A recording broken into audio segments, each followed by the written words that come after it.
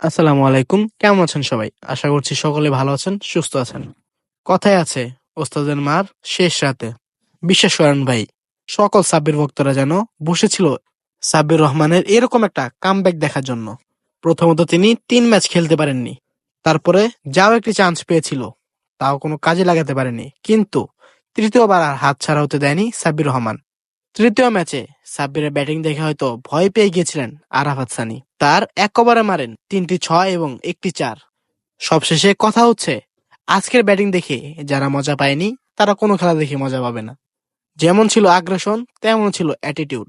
সাব্বিরের ছয়গুলো ছিল দেখার মতন এক একটা শট।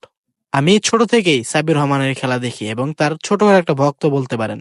আর আপনারা কারা কারা সাব্বির ভক্ত রয়েছেন তারা অবশ্যই কমেন্ট করে জানাবেন। আপনাদেরকে বলছি, এতক্ষণ ভিডিও দেখার পরও যদি সাবস্ক্রাইব না করেন তাহলে কি করবেন ভাই?